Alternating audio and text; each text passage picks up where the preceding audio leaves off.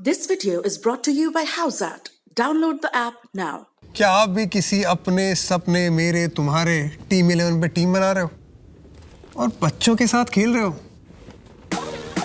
हमारे साथ खेलोगे? हाउस पे खेलो लेजेंड्स के साथ, हमें हराओ और जीतो double cash. Log on to houseat.com and win real cash. गणतंत्र दिवस की परेड हम सभी ने बचपन में निबंध लिखा है और हम में से कई कम से कम एक बार ये परेड अपनी आंखों से देखना चाहते हैं, मतलब आमने सामने टीवी या फोन पर नहीं। अब जिन लोगों ने परेड अटेंड की है वो आपको बताएंगे कि मार्चिंग कंटिजेंट देखने का मजा एक तरफ होता है और वायुसेना की फ्लाई पास्ट देखने का मजा दूसरी तरफ होता है। हर विमान के साथ फ्लाई पास्ट में एड्रेनलिन रश बढ़ता जाता है और चरम आता है शो स्टॉपर के साथ, जब वायुसेना के जेट आसमान में त्रिशूल बनाते हैं और उसके ठीक बाद एक फाइटर जेट सीधा आते आते अचानक 90 डिग्री के कोण पर आसमान में घुस जाता है। इस करतब को कहते हैं vertical Charlie.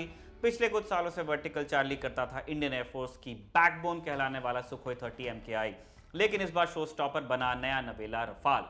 Ambala air force station पर तैनात रफाल नंबर 17 स्क्वाड्रन माने गोल्डन एरोज का हिस्सा है।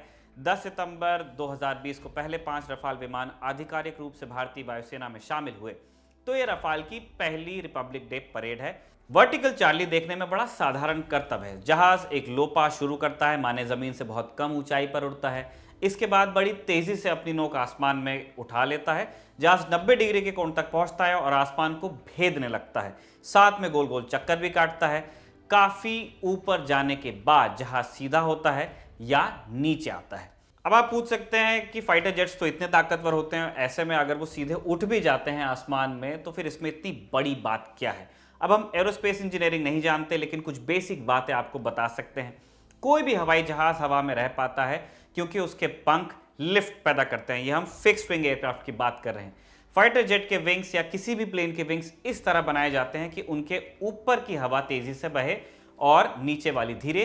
इससे विंग्स के नीचे हवा का प्रेशर ज़्यादा हो जाता है, मतलब इसकी जो नीचे से हवा बह रही है वो धीरे बहेगी, जो ऊपर से बह रही है वो तेज़ी से बहेगी। यहाँ पे प्रेशर ज़्यादा होगा तो ये ऊपर आएगा, एक लिफ्ट मिलेगी इसे, और यही बढ़ा हुआ प्रेशर हवाई जहाज को ऊपर ले जाता है, माने लिफ्ट पैदा करता है। अब ये समझने वाली बात है कि कोई हवाई जहाज अगर 90 डिग्री के कोण के ऊपर उठता है तो फिर उसके पंख लिफ्ट पैदा नहीं कर सकते हैं, और ऐसी स्थिति में उसका ऊपर जाना पूरी तरह निर्भर होगा उसके इंजन्स के थ्रस्ट के ऊपर। अब ये इंजन्स का थ्रस्ट क्या होता है? जो उसके फाइटर जेट के पीछे जो 2 इंजन्स लगे होते हैं, अगर आप सुखोई 30 के बारे में बात करें तो ऐसे 2 होते हैं, वो नीचे गैसेस छोड़ रहे हैं और फिर वो ऐसा सीधा ऊपर जाता है। बहुत मुश्किल चीज़ है क्योंकि उसके पंख कोई लिफ्ट पैदा नहीं कर रहे हैं।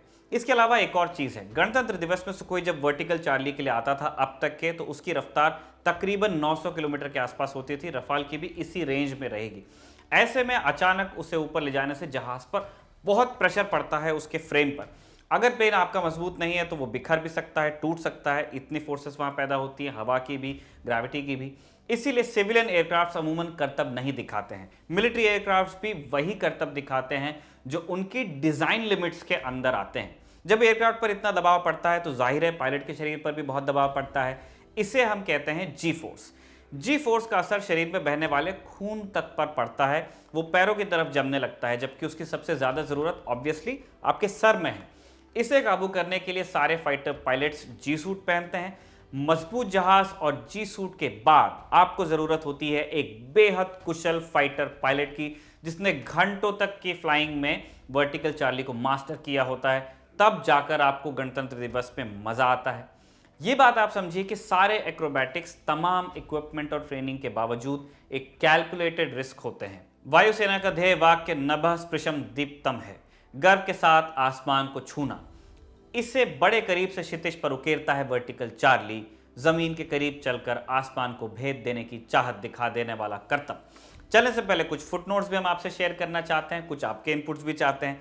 वर्टिकल चार्ली में जब फाइटर जेट रोल करने लगता है तब अमूमन उसे एंटी क्लॉकवाइज घूमते देखा जाता है, माने अगर आप कॉकपिट में बैठे हैं तो आपकी बाईं तरफ वो एयरक्राफ्ट घूम रहा है। अगर आप में से कोई फाइटर पायलट रहा है तो जरूर बताइए हमें कमेंट बॉक्स में कि ऐसा क्यों होता है, क्लॉकवाइज रोल्स क्यों नहीं होते हैं। अच्छा, साथ में आप ये भी बता सकते हैं कि अगर आप ये जानते हैं कि आपने क्लॉकवाइज रोल्स वाले वर्टिकल चार्लीज देखे हों तो उसके वीडियोस भी आप शेयर कर सकते हैं। दूसरी चीज़ ये कि कई बार वर्टिकल चार्ली करते हुए जेट बहुत ऊंचा उड़ जाता है। ऐसे में उसे और कलर देने के लिए इस पूरे इवेंट को थोड़ा और दिलचस्प बनाने के लिए फ्लेयर छोड़े जाते हैं जो धुएं से बड़े सुंदर स्पाइरल्स बनाते हैं। हमने 2020 में हुए 88वें वायुसेना दिवस पर रफाल की वर्टिकल चार्ली में यही देखा था, लेकिन गणतंत्र दिवस पर अमूमन फ्लेयर्स का इस्तेमाल नहीं होता है। क्या ये सुरक्षा कारणों से होता है? अगर आप सही कारण जानते हैं तो प्लीज़ बताइएगा। वैसे आप अभी YouTube पे हैं और अगर नहीं है तो YouTube पर जाकर देख सकते हैं कि करतब दिखाने के मामले में रशियन जेट्स का कोई सानी नहीं है। भारतीय वायुसेना की सुखोई 30 MKI और MiG-29 रूसी विमानी हैं।